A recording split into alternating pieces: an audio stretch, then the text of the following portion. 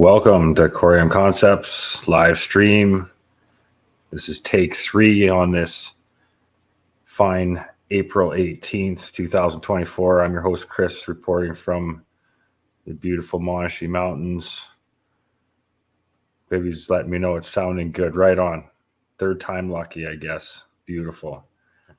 I want to thank everybody for supporting the channel along the way. Just over a year and a half ago, I was sitting at my kitchen table doing this on a cell phone. So all these growing pains are leading to a better place. So I appreciate all my supporters for joining me on this journey and tolerating the bad days along with the good. So we will get into her here. I'm streaming live on X and YouTube at the same time. You can learn more about staking and what we're doing at Coreum Community DAO and our validator at CoreumCommunityDAO.com. The links to our Discord is there. Encourage you to head there. It's a great hub of value and resources for the community. There's no paywall. It's all free of charge. And we just hope that you find yourself some value there. And in turn, I'm sure in time you will leave some for the rest of the community in return. So let's get into it here. Got lots on the docket here tonight. Some exciting stories to share indeed. This weekend, Superledger podcast, episode number 22. We're going to have Lost Art on, and we're going to be talking about the new project they're launching, myweb3.me. And I'm happy to say I'm an early adopter of that technology. And I will definitely keep you guys up to date on how that goes. I think it's going to be a powerful tool. And hopefully everybody beyond Web3 will adopt it too. So it's going to be exciting. Really excited to learn more about it and share with you guys what I've heard already. It's going to be a pretty cool project. So look forward to that on Sunday.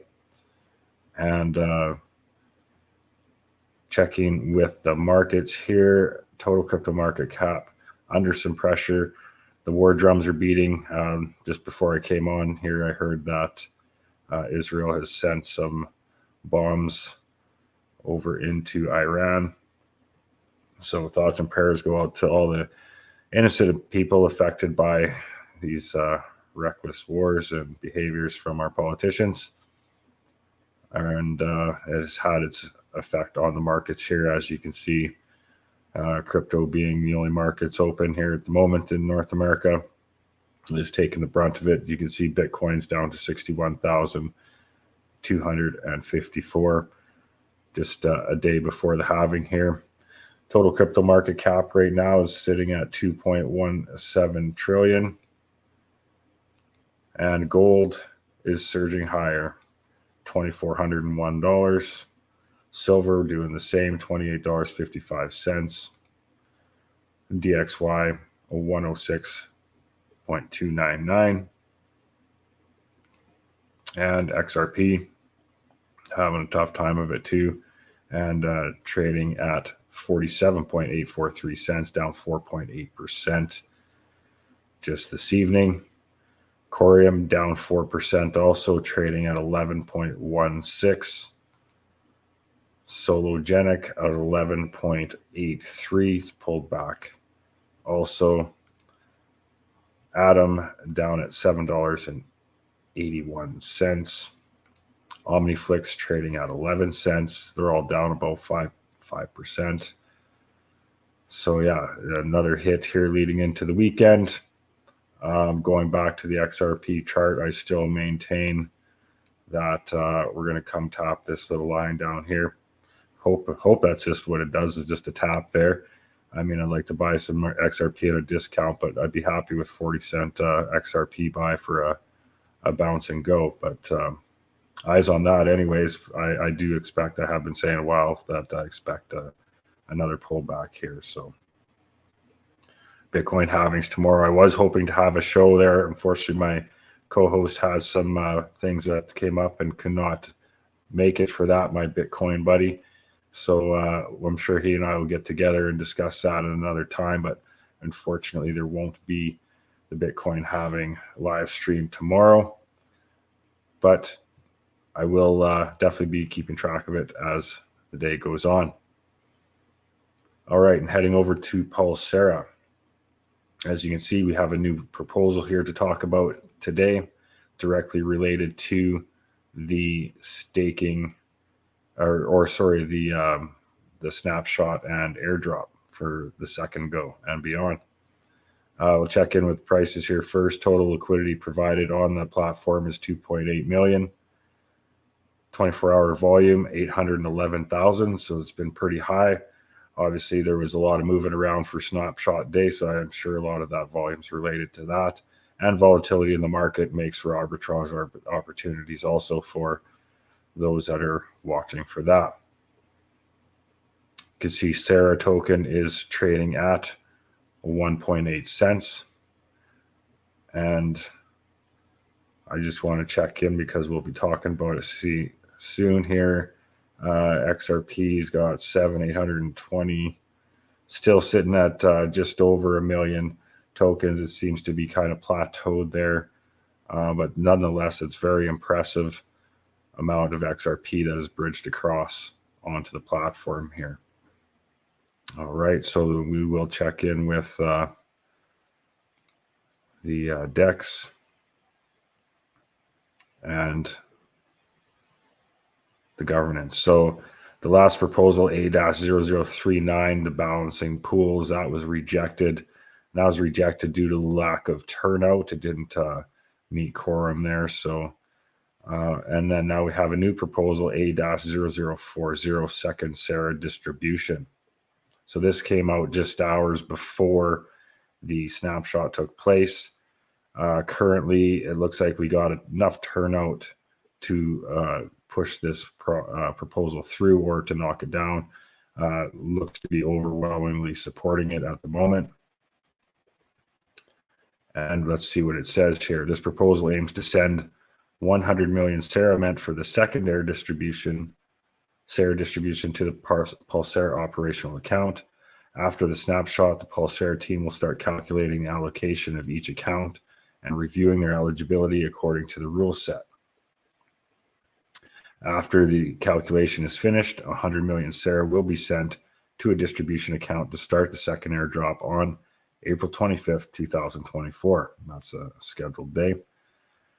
After the distribution of the second airdrop has been completed, the amount allocated accounts will be disqualified and sent back to the DAX treasury.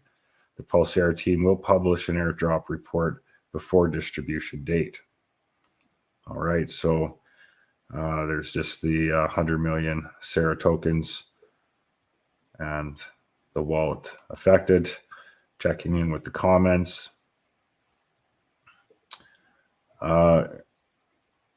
Grammatical errors. Some people don't like the poor grammar. I'm not understanding why we all of a sudden are changing the amount of airdrops from 4 to 5. It's originally that each airdrop would get bigger for those that didn't sell out to more than 10%. Okay, so maybe there's some more research to dive in there because looks like they're. Let's go back and see what's going on in the details here.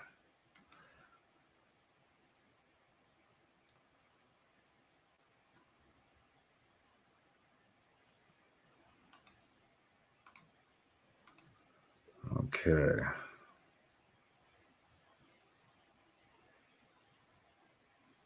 I haven't had a chance to dive into this yet. So they're saying there's going to be an extra, a fifth airdrop. I'm just trying to figure that out. Snapshot 1, 2, 3, 4.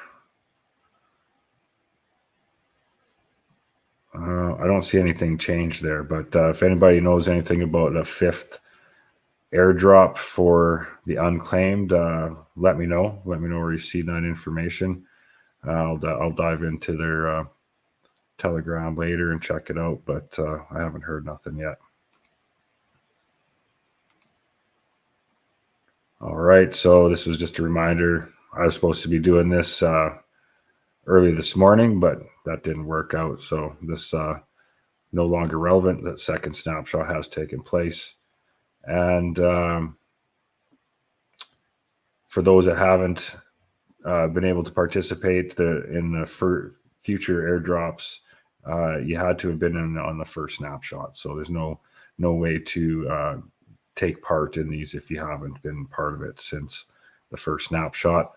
But those that have, it's going to be interesting to see the token breakdown on how many people held through to the second snapshot there. So it's going to be a lot of information to be found there. All right. Checking in with Smart Stake Analytics, Coreum validators, 321,039,908 tokens currently locked up. We have hit a new high of 56% of the circulating supply being locked up now, and 1.3 million tokens currently in undelegation. We picked up several new delegators today, I see. So thank you for hopping on board the Coreum Community DAO. Encourage you to head to Discord, get full value out of that. And like I said, no paywalls, just come on in, ask questions, contribute, whatever you want to do. If you have a project or run a validator on the network and you need a place to have your community gather and link off from, let us know. We have lots of the projects doing that in our Discord, so that all the projects involved in Coreum and IBC are starting to add up in there too, and some XRPL ones. Yeah, it's just a nice hub of information and easy to get to all these related areas as we become more connected. So yeah, not much change otherwise. Everything's been running good with the validators. No complaints, no real shakeups down at the bottom there. Everything's been kind of stable in that sense. You see Rise is raising rates up to 10% there. But other than that, no real changes that I could see. Everything's been going good. And checking in with IBC, map of zones, 24-hour volume, 157,000. Still at our 14 peers. That's, what we're going to talk a little about later here is the band protocol. Seen this coming long ago. Articulate, in fact, was questioning about it, and there wasn't much being said about it at the time. But months ago, we've seen this coming, and this is, this is one of the places where you can kind of get a feel what's going on before it's maybe announced. We've seen the Archway pop up there. Composable, that's the next one I'm going to be talking about. This is another powerful one. So you're going to see in the next weeks, you're going to start hearing more about Composable and what this is going to mean for the Coreum network and ecosystem.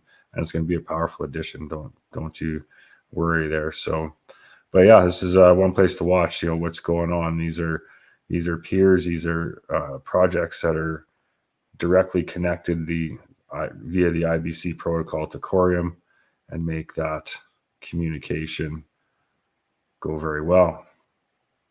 I blew that up. Oh well, haven't looked at this in a while, anyways. But you can see Coreum here. It's definitely expanded in the time that we've been on Map of Zones, so that's good to see.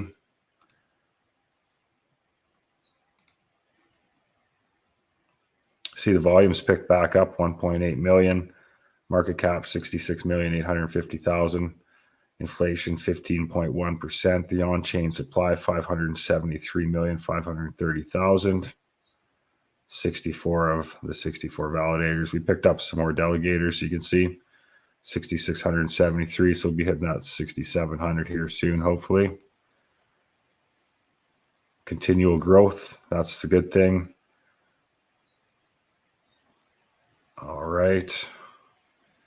And XRP scan, checking in there. Look at that, 2.426 million XRP have been locked up. 214 unique tokens, 188 pairs, and 350 pools. a lot going on there, so that's good to see. And you see that USDC XRP still the obvious dominant pool there. And checking in with the amendments because there's some relative. Oh, well, this is interesting. So the cross-chain bridge and the digital identifiers have now both pulled back this week. So just digital identifier pulled back from 14 to 13 last week. Now they've both pulled back to 12. So that's interesting. You know, with a EVM sidechain and Axler announced that they were going to be getting busy in May. It's interesting to see this proposal go in the opposite direction. So we'll be keeping our eyes on that because Coreum's got a great advantage. You know, there's a lot of benefit for the XRPL ecosystem to cross that bridge and find its way to Coreum and even beyond into the Cosmos ecosystem. You know, I see the AMM pools. The fees are very high, oddly enough. So I guess that's some way to capture some APY, and these numbers are all over the place because I was looking elsewhere, and it was saying the USDC XRP pool was like 3.5%. So careful with these APRs.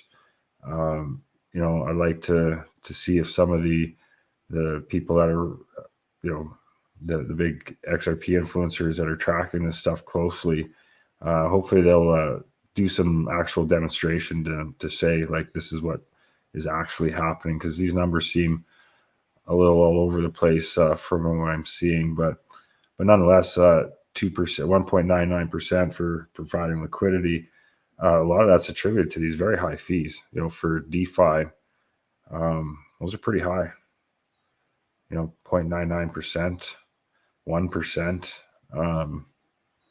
You know, a lot of DeFi I've used is like 0.03. So interesting, but I think there's probably, you look at projects like Astrovault and stuff like that, there's definitely better places to park your assets if you want to participate in DeFi compared to what I'm seeing here. But it's early. It's good to see the positive continual growth and momentum of the AMM pools filling up, though. That is really good to see. And got this AMM trends here that we can follow. So imagine that was the first go around,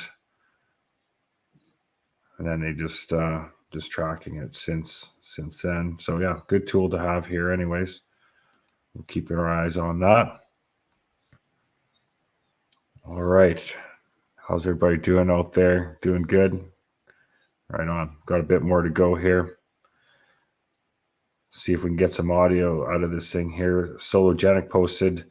This is from Paris Blockchain Week. Was joined by innovators from across the XRPL. Catch up with the head of strategic partnerships, Mike McCluskey, and the senior vice president of RippleX as they discuss the future of Sologenic's role in institutional adoption. Let's see if we can get this out.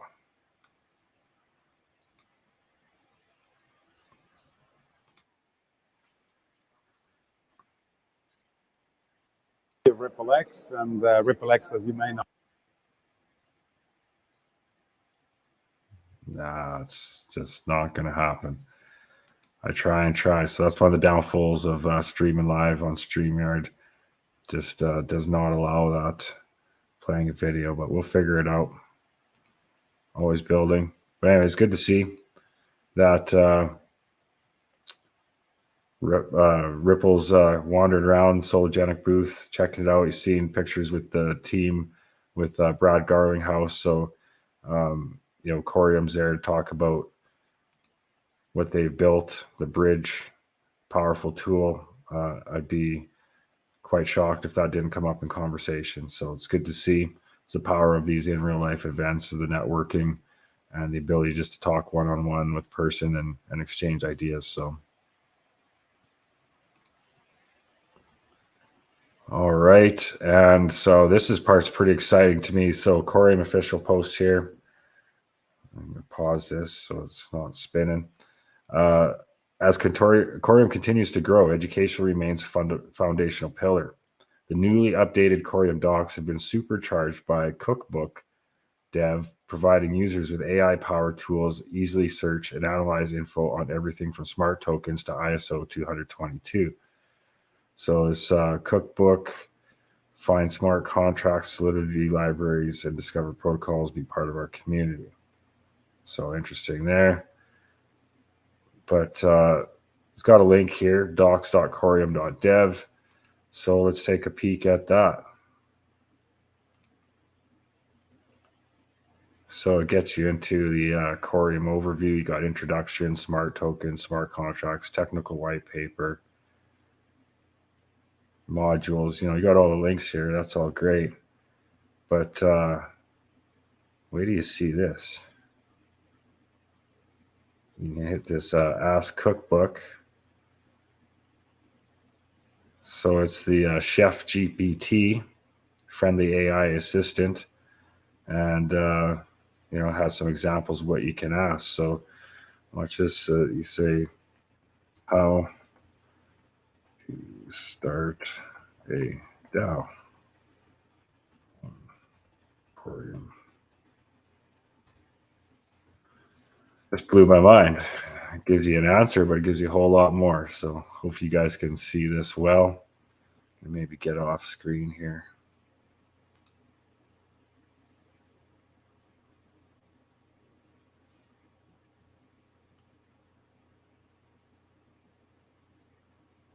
So this is my stream slowing this rate down. Trust me, it went a lot faster when I did this the first time. But here's the cool part. It gives you some code. It starts doing code. Check this out.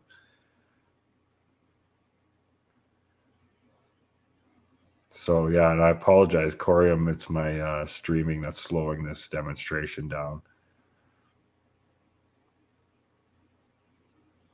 So there you go, man. I remember when I was a kid, I had the VIC-20 computer, and got that little book of programs with it. Just like 1,000 pages of maybe 6, 7 different programs, 10. I can't remember what it was. Just sat there and code and code and code. It just spit it all out right there. The first time I did it, my prompt must have been a little bit different. It actually, it spit out a lot of code. There, you can copy it. There's my, there we go. That was what it did the first time, right? Where I just said how to create a DAO. Yeah. CryptoHead says the Tandy 1000. Yep, from Radio Shack. I know. I was there, buddy. I was there. I wish I would have stuck with it. Here I am all these years later, start dabbling into technology just because I stumbled into crypto as a speculator. Now I'm dealing and speaking with developers and the brightest minds in the industry. It's just unbelievable. I wish I would have stuck with the computer programming or sitting in front of the computer instead of falling into the trap of TV, friends, and drinking and partying a little bit too young. But here we are. Exciting times. If you have any interest in building on Coreum, here it is. All the tools and resources you can need. You can head to their YouTube site. They have workshops regularly now explaining all these things, and you can be in the audience asking questions as they go along. It's absolutely amazing times. I wish I had time. Honestly, if I had the time, I'd love to get into building stuff. I really would, but I'm in way over my head already. So it just seems like a mountain. I'm not meant to climb, but I have several to choose from anyway, so I'm good. All right, and Niles, a great community member here, released Sologenic AMM interface overview. Always great content and tutorials from him, so I encourage you to check that out if you want to dive into the AMM. Sologenic has a great interface. It's a lot to look at. That's what I find. It's pretty busy to sift through everything. So this is a great tool to help walk you through it and get you to understand what's what and where everything is. So I encourage you to check out that. And getting into the meat of it here. Gonna have a quick break, have a drink before I get into a bunch of talking, and switch this banner up here to that one. And we'll play a quick little commercial for the validator, and I'll be right back. Ever pondered the current state of blockchain technology and its potential limitations? Picture a technology that is energy efficient, highly scalable, and fast. A technology that is not only environmentally friendly, but also boasts a quick block time of 1.75 seconds and low-cost, predetermined transactions. This is not a mere figment of imagination. It's a reality called Coreum. Coreum is a bonded proof-of-stake network that harnesses the power of Cosmos SDKs and is IBC-enabled. It's a third-generation enterprise-grade blockchain that is ISO 222 compliant. It boasts on-chain KYC and AML. It's a technology that's pushing the boundaries of what's possible in the blockchain world. But what sets Coreum apart? It's the unique features it offers. One of these is smart tokens, a programmable smart contract with built-in intelligence and automation capabilities. These smart tokens are not your average tokens. They can execute trades, distribute rewards, or enforce certain rules and conditions. This level of intelligence and automation is a game changer in the blockchain industry. And the benefits? Coreum brings a plethora of advantages to the table, from minimizing environmental impacts with its proof-of-stake mechanisms to offering a fast, low-cost transaction platform. Coreum is reshaping the way we think about blockchain. It's not just about creating a secure, decentralized network. It's about creating a network that is efficient, scalable, and intelligent. But the beauty of Coreum doesn't stop at its features and benefits. It's a community that is empowering tomorrow, today, a community that is passionate about blockchain and committed to driving innovation. So why wait?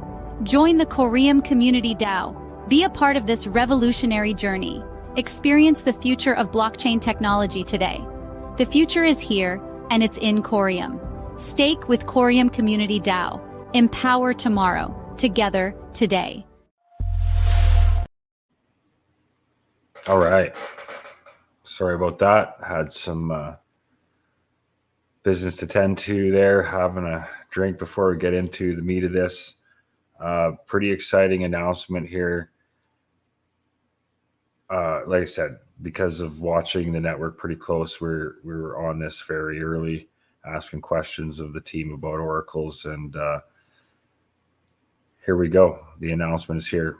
Coreum says leading cross-chain data flow band protocol brings a first oracle to the Coreum network. All right, so band protocol shared the same thing. We're excited to announce the CW band integration with Coreum. This unleashes Coreum's real-world assets and business potential, paving the way for institutional adoptions. So there's a full announcement there on that. And I just did a post kind of as an explainer, like, well, what's the big deal about the band protocol, the oracle? So we can just quickly go through that. So why is this so important?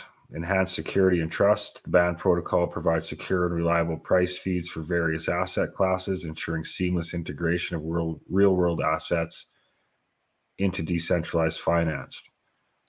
Real-time data access. With the integration of band protocol, Coreum now has access to real-time data for real-world assets, betting and sports, and enhancing tokenized assets and diversifying the ecosystem. Custom services. The next milestones include enhancing and diversifying use cases and price feeds in Coreum, expanding available price feeds data, and customizing services for specific data needs. Web3 is getting more versatile. That reminded me of a question that came up the other day in one of Coreum's pop-up spaces there from Dubai. Somebody asked, and has since asked me in a space, about the Coreum we bridge over to the XRP ledger. They said, and I haven't went to verify this yet, but they said if you go to swap that asset or trade that asset once it's on the ledger, the IOU Coreum, it doesn't show the proper value or any value. So it's going to be interesting to hear and understand how that works. That's obviously important. If you're moving a token over, it has to be able to bring that value with it, right? So, I don't know if this Oracle is part of that process. It's definitely, something I'd like to learn more about and ask of the team the next opportunity I have, because it's definitely something that needs to be figured out, whether it's via this protocol or not, or if it's just a separate issue to resolve. But so interoperability and scalability, the integration is a major step for Coreum and enterprise adoption, making it easier for developers to tap into band chain for trustworthy real-world data, enhancing CosmWasm app security and utility. So yeah, it was just great news all around. Like I said, seen it coming a mile away, but we're finally here. And as you can see here,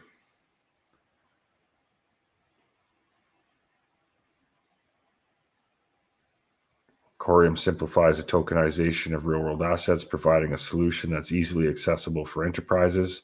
By adhering to the ISO 20022 standard, the global language for financial data, Coreum sets itself apart from other public blockchains by enabling seamless communication between different financial systems. This compliance facilitates faster transaction processing and minimizes errors in financial transactions, bringing the new standard to the Cosmos ecosystem. Specializing in smart contract functionalities through smart tokens, Coreum is positioned as an ideal partner for businesses seeking to issue digital assets, create stablecoins, tokenize traditional assets, support central bank digital currencies, non-fungible or NFTs, and institutional class dApps.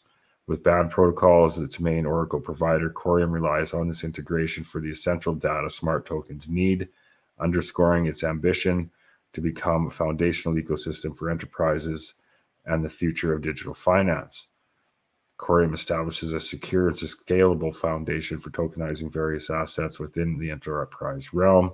Thus, real-world data is crucial to unlock the tokenized assets potential. This is where CW Band comes into play. All right, so got a little graphic here on how things are all flowing. Won't let me enlarge that here. Let's see if I do it this way. All right, so you can send a request on the IBC packet. Yeah, it goes through there. Interesting. Again, I should have kept coding. Here's some key points about Band on Coreum. Facilitates data integration, enables standard-sized data types for requesting and receiving data from Band chain to Coreum, streamlining the data integration process, simplifies development, allows developers on Coreum to effortlessly integrate, supports various data types. CW Band is versatile and capable of handling a range of requests, including but not limited to real-time prices and exchange rates. In essence, CW Band significantly simplifies the process for Coreum developers to build dApps on CosmWasm that require access to reliable and secure real-world data provided by Band chain. So, good stuff.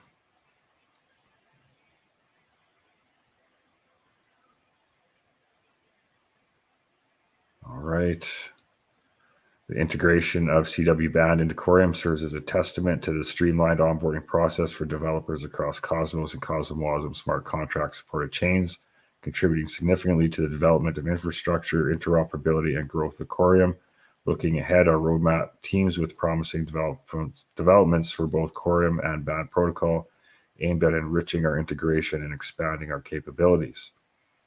With Coreum, we're set on broadening the scope of use cases and optimizing price feeds within the Coreum ecosystem, expanding the variety of available price feeds and data, customizing services for specific data queries to foster new applications, and leveraging Band VRF and its ability to aggregate off-chain data. All right, so we're thrilled to empower the Coreum community with reliable and timely data. Good stuff. Powerful stuff. All right, so, and it's worth mentioning Band Protocol and XRPL are also integrated and is the first Oracle for the XRPL. Also, definitely worth noting. All right, and yeah, just snooping around here. I thought this was kind of nice. Core concepts. A little shout out to the channel here, maybe a stretch on that one, but gotta have a little bit of fun once in a while. Yeah, I was just snooping around, seeing that, and it got me to this decentralized validator sampling. All band chain validators have additional responsibility other than voting and proposing new blocks. That is submitting reports for incoming Oracle requests. However, asking all validators to retrieve results and waiting for the reports for every request is time inefficient, since this would become a single queue for requests, bottlenecking the whole system on band chain. Since there's many validators on band chain, we can process multiple requests simultaneously and mitigate the bottleneck effect by distributing each Oracle request to a random subset of validators. So this kind of takes you in behind how that all works. You know, manipulation, resistant seed generation, random number generators, that kind of stuff. A lot going on there. It's an important piece of the puzzle. All right, Kraken had a good explainer on Band, beginner's guide. Software designed to incentivize a network of users to provide real-world data to decentralized apps running on blockchains. For example, if a dApp developer wants to enable his or her users to enter wagers on the future price of gold, it would need to be able to determine the price at the desired later date. To ensure the smart contracts execute correctly, Band Protocol provides such service through a software that incentivizes a special class of users known as validators to provide and verify external data. In this way, Band Protocol is often described as a decentralized Oracle system, a description given to blockchains like Chainlink, which, like Band, incentivize users to provide verifiable data. Originally running on the Ethereum blockchain, Band Protocol eventually built its own blockchain using Cosmos technology to relay data across different blockchains, including those built on Cosmos. All right, so I won't go through that, but just wanted to give an overview of what Band was all about.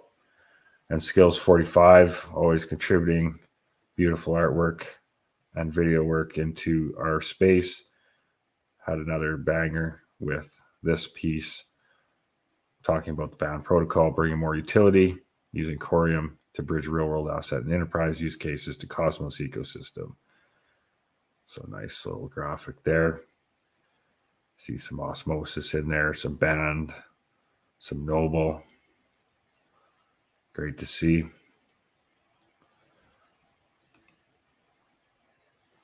All right, wanted to cover this one. Probably not going to let it. Brad, it's great to see you. Great to see you again. Thank you so much for being here. First, assess where we are in this market, because crypto is up huge in just the last couple of weeks, right? Well, it's been up. It came down a little bit this past weekend. But I think if you step back here over the last 6 months, Bitcoin's up about 250%. I think you're going to continue to see tailwinds, partly because of the ETFs that have been approved, which you and I spoke about in Davos, but also the upcoming halving, which is imminent. Yeah, it's a great point. The ETF introduction really broadened out the market in terms of potential users, I think, and people wanted to get in on it, so they bought an ETF to do so. But you recently predicted that the crypto market will double in size to $5 trillion by the end of 2024. That is a big prediction just by the end of this year. Yeah, I don't even feel like it's that big a prediction when you step back. And, you know, like any market, this is driven by supply and demand. You have decreasing supply for a whole bunch of reasons, the halving of Bitcoin being an important one. You have an increasing demand, the ETF being a key part of that. And I think it's also people realizing that crypto plays a role as an asset. You know, it's a $2.5 trillion market. Maybe it's a little less than that now. But so it's basically just predicting it's going to double by the end of the year. And if anything, I think I probably underpredicted that. I feel like Washington is still trying to understand this market, and the people writing the legislation or potential legislation here to put barriers and around this market. I don't know that they really understand the strength and the growth story here. But you think putting regulation around this, putting barriers in place is going to be a positive for this market? There is no question. I mean, one of the headwinds that has held back the market, the largest economy in the world, the United States, has been one of the most problematic for the crypto market. Innovation, entrepreneurs, and capital have flown into markets that have actually constructively engaged this market. So Dubai, Singapore, is best legislative progress here. The U.S. has really been behind the 8 ball. This administration, I think, has taken a pretty anti-crypto stance, led by the SEC. Gary Gensler, as the chair, has really taken. Because he doesn't understand it. I think there's. Well, maybe he doesn't. The people working for him don't. It's not clear to me. I mean, clearly, I think you have politicians, and I would frankly call out Elizabeth Warren goes out and says the only people using crypto are, you know, bad actors. It's just not true. And the U.S. should have a pro-innovation, pro-compliance policy. This is good for, you know, in terms of growing jobs, high-paying jobs, growing the economy. And I think you're seeing, you know, people go out and just, you know, talking points around anti-crypto that it doesn't even make sense. This shouldn't even be a partisan issue. This is about growing our economy. Yeah. This is about leading the next wave of innovation. I was around Silicon Valley when the internet was booming, massive amount of value creation, massive amount of job creation. The blockchain and crypto space is here to stay, and I think that's become clearer and clearer. But the U.S. government needs to embrace that and put those clear rules around it so that all participants can play and grow. Yeah, and I'm glad you mentioned all of those countries, because that's also an opportunity for you, obviously, at Ripple. I want to get your take on that, because you recently announced Ripple is launching a U.S. dollar-backed stablecoin later this year. You say this bridges the gap between traditional finance and cryptocurrency. Tell us how that will play out, why it's valuable, and give us the growth story for Ripple. Where does growth come from at your company in the coming 3 years? So to start on that last piece, Ripple, about over 95% of our customers are non-US financial institutions. We sell payment solutions, we sell custody solutions around blockchain and crypto. We're going to keep expanding, even though the US market, as we were talking about earlier, partly from a regulatory point of view, has been slow to adopt. The non-US market has been really, really strong for us. And you're going to be the infrastructure around all of that. That is our goal. And we think that opportunity is huge. We think that's going to be great for Ripple. We think it's going to be great for XRP, which is a digital asset we use. So I'm very, very optimistic about that. I just think that the US needs to figure it out. And the stablecoin? Oh, the stablecoin. So like Ripple has always been about how do we bridge this new world with a traditional kind of, people call it TradFi, traditional finance. And Ripple has always been that bridge. We started around payments and we sell into banks. A stablecoin, the demand for stablecoins has exceeded, I think, what people thought. It's a $150 billion asset class right now. Some forecast it to be over 2-3 trillion in a few years. The players in that space, particularly one called Tether, is a non-US based entity. And the US, frankly, is kind of going after that because they want this to be regulated.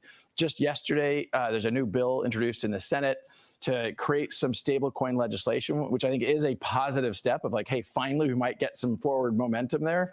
But I think that market's going to grow a lot. I think a US-based player who is compliance first has a great role to play. It's a great story to tell. Brad, thank you so much for being here. It's good to see you. Great to see you. All right. So a couple interesting things there. How they suggested that Ripple will be the infrastructure around all of it. Thought that was an interesting comment. You know what the media is all about, planting those seeds. So, and then the other thing is clearly there's some talk about regulations and Tether and how that's going to be affected by it. So, you know, I really think that that's meant to set a narrative out there, get people thinking a certain way. So keep your eyes on that. Dr. Martin Heisbeck from Uphold. Some regulation discussions around my cryptography retreat leave me worried. This May, June will be massive. Either way, in focus are stablecoins and DeFi. Both regulatory pushes could destroy this market, at least for a few years. And I don't know that he's specifically speaking to this, but one thing that came to my mind when I read this was July is when the MiCA regulations take effect. And it's going to bring some significant changes, I think, and some rapid change as far as regulations go. So careful out there with your stable coins. Position yourself accordingly. Be ready for anything. Unusual Whales posted here, the world's largest crypto exchange, Binance, has converted the entire pool of assets it held in an emergency fund for users into USDC, the stablecoin issued by U.S. firm Circle Internet Financial, as per Bloomberg. And Caitlin Long says, grab the popcorn, peeps. The sausage making in Washington, D.C. around stablecoin bill is going to make waves in the coming weeks. Elizabeth Warren's 2 letters giving custodial bank free publicity are prima facie evidence that the stakes are high, as is this. And shakeup is coming. And you can see here, Mario says, breaking, Bank of Russia loves crypto. Bank of Russia is reportedly accelerating cryptocurrency adoption for international settlements to diversify global payment methods and reduce reliance on the US dollar. Exploration of a sandbox regime for cryptocurrency and potential direct use of CBDCs are on the table. And a lot of the BRICS countries are moving this way also. There's no doubt about that. All right, so getting towards the end here, if anybody has any questions, please get them into the comments now. I'll be more than happy to answer anything. If there's anything you want me to discuss, look into, just let me know. I will continue on in the meantime. All right. Lunar Space, Patrick and Henry, they were on the Superledger podcast last weekend, episode 21. That was their second appearance. They were on the podcast today, in fact, again. And that's a tough room, that one. But Henry and Patrick did quite well. They have the LSE token launching on Outbid coming soon. That's going to be built on Archway. And here you can see a breakdown of the tokenomics. So the token name is LSE. Token type CW20 utility token built on Archway. Max supply of 100 million LSE tokens. Circulating supply 100 million LSE tokens. Target initial price 1 cent. Initial target market cap 1 million. All right, so Team Genesis allocation. 5 million tokens held by Lunar Space DAO for Zone's clients. And that represented 5% of the supply. All right, so looks like there's going to be 60 million tokens set aside for the outbid campaigns. Now, it doesn't necessarily mean it's all going to be on the first campaign on May 1st, but just shows what they have set aside for those campaigns. They got 15% set aside for pool liquidity, future airdrops 10%. Henry was touching on this today. This doesn't necessarily mean a general airdrop. It may be an airdrop for the people participating on the outbid campaign. So encourage you to check that out. Some good news is that if you took part in the drop camp on Archway there and got yourself an airdrop of AXV tokens from Astrovault, you can actually use those tokens to participate in the LSE token launch. So something to think about there. If you can get into them for free without laying out your hard-earned money, that's always the best way to get crypto, in my opinion, if you can, as long as it's a quality one. And I really think Lunar Space has a lot of potential.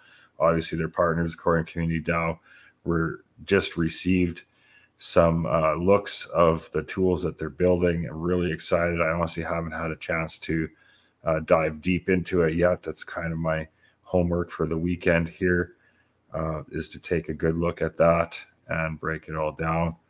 But as you can see here, Zones has become more versatile. We've built the effector protocol so everybody can get involved in the workspace revolution and put LSE to work for Zones. So as this one way Henry was explaining it was that the LSX, it's an internal ecosystem token. It's not that it stays internally, but it's generally going to be generated from within that ecosystem. There's no distribution in a large amount to the general community or beyond. So the LSE token enables that. It enables that ability for anybody to participate in the growth of Lunar Space in various ways. And it also gives the people like Coreum Community DAO and the founding bonding zones extra tools to maximize the product that they're building. So very exciting stuff. We'll keep you up to date on that as it goes to launch.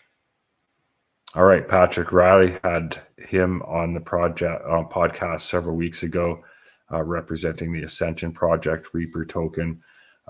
Guy's got a massive group of projects on the XRP ledger, and this is just another one of them. He did speak to this on the podcast, and it was of interest to me, so I've been waiting for some more info on it, and here we are. It is here. This built on XRP, the box token as it's called. You can see here I have created a profile, and you can see there's a box token there, and it's a way for people to post articles, and it's a social media network that holds people accountable. So it's an interesting format. I haven't played with it much. I definitely haven't published anything yet. I have my own publishing to get through here in the next few days. And but yeah, neat looking platform. It's going to be designed for the crypto community, I think. I was hoping to see an info on here and see if I can find it. But yeah, this is an alpha. So lots of content filling it up here though. So it's good to see. You can learn about the pillars. That's one of the projects. All right, so it's just another way to communicate. Got other links on there to share. So gonna keep my eyes on that. And much like I was speaking to earlier, excited for this weekend. You can see myweb3.me. I'm hoping you're going to see a lot more of that. To me, I think it's just such a great tool that they're building here. And you can see that I go to my profile here even. I got this nice early adopter banner. That's going to be my handle there on myweb3.me. So yeah, look forward to that. He's on, I think I've seen he's on Karma X Space tomorrow, and he'll be on the Superledger podcast this weekend on Sunday, 12 noon Pacific time. And yeah, exciting times ahead.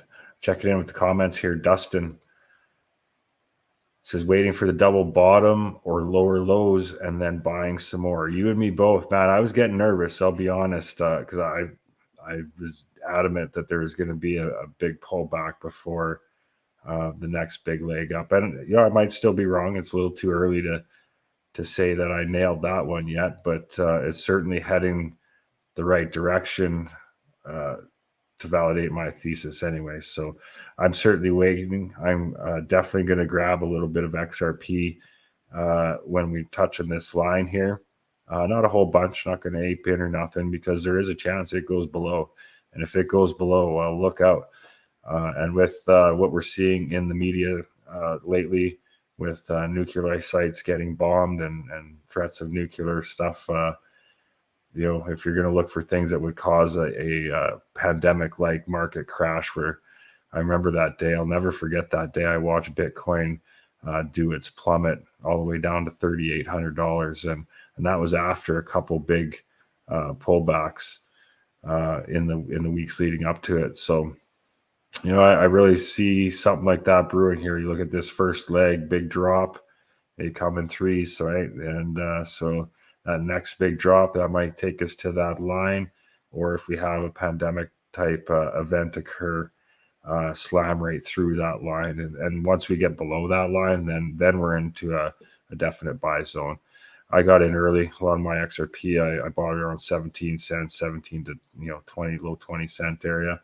So I don't mind. I think with this trend, because keep in mind, though it could definitely drop below, I've been monitoring this for years. This is just my wacky TA. I'm not a financial advisor, nor am I good at TA. But, I've been following this for years. I was playing it like all the way back there. I had this built, and, it finally made that top, and here we are. So does it hit here and come back up and out? Not necessarily, and then so you think, well, if it goes up and back down, where are you at here? Now you're into April 2025. So that kind of just goes along with my thoughts on how I thought things might roll out. So, but again, still too early. Could certainly be wrong. Definitely don't follow my lead on finances, because I totally misplayed the last bull run for sure. I was definitely in early enough to take better advantage of it than I did. Didn't have good guidance. I've been on a mission ever since to make sure I didn't do the same thing twice, and provide a hub of quality resources and information for others to come without having to lay out a bunch of money for it and get the help they need. Robin, hi. Does anybody know if there is a time limit to claim daily Pulsara pool rewards? Great work, Chris. Thanks for all your time and effort. I do not think there's a time limit that I've heard of, but I honestly haven't asked or thought of that myself. So you threw the question out there. Hopefully somebody will answer it here in the comments, but if not, head to our Discord, throw that down, and you'll definitely get an answer. The other thing is Pulsara's got a very active Telegram group. Lots going on in there usually, so don't be scared to check that out either.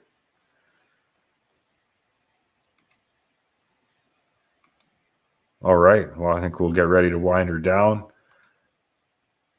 I'm going to be on the road this weekend, going to see my young nephew for his birthday on the 20th. And I haven't seen him in quite some time. He's just turning 2, and I probably haven't seen him since just before his first birthday. So pretty excited to get up there and see the Shackleton Plains in north central BC.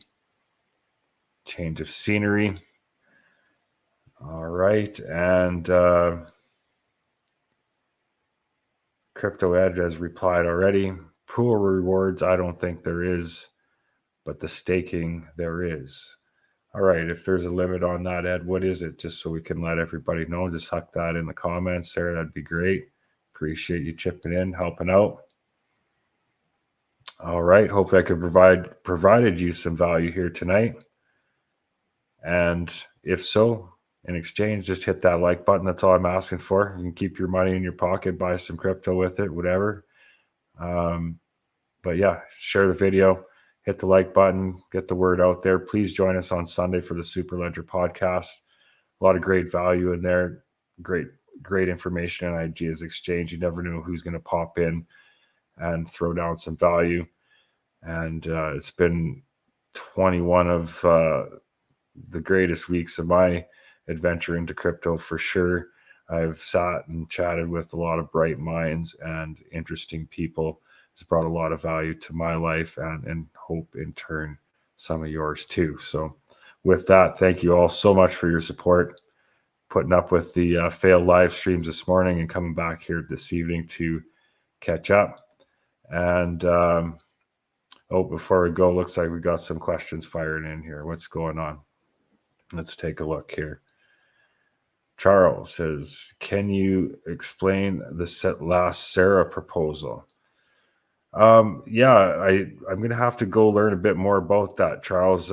Look for that in my next one for sure. I hate to try and find my way around reading while I'm live, but it's definitely of interest to me because I did try and look on the surface there. Let's go back there and take a peek here. Where did my Pulsara tab go? Seem to have lost it. Interesting. Well, here we go. We'll just do it this way.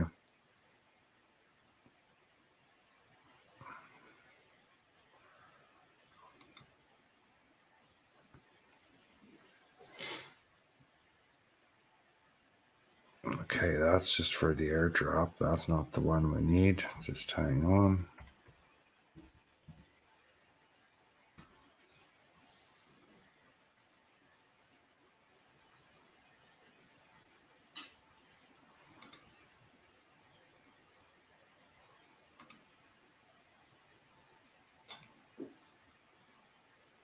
Okay, so just viewing the proposal.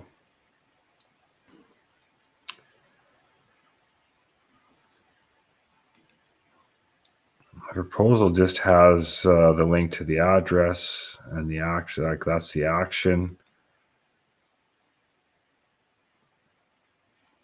And airdrop guide. Yeah, so I think I'm going to have to hit the Telegram up to learn more about that, Charles. And I don't have Telegram on my laptop here. So I will have to report back on that unless somebody here has heard more about it. But yeah, I'll definitely look into that and report on it on my next live stream. So thanks for asking that question.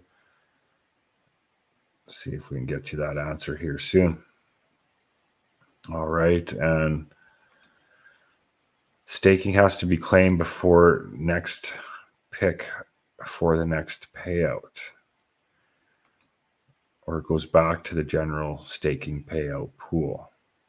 All right, good stuff. Thank you, Ed. Okay, well, the send to this address, that part I can explain is so basically the 100 million is just in the general treasury of the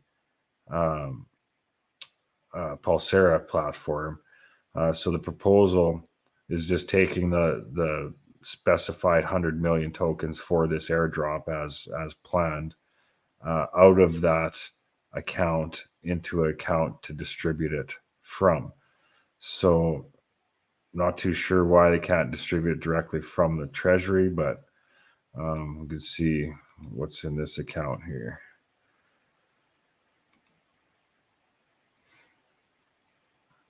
So yeah, right now it's just an empty account. There you go. It was created January 19th.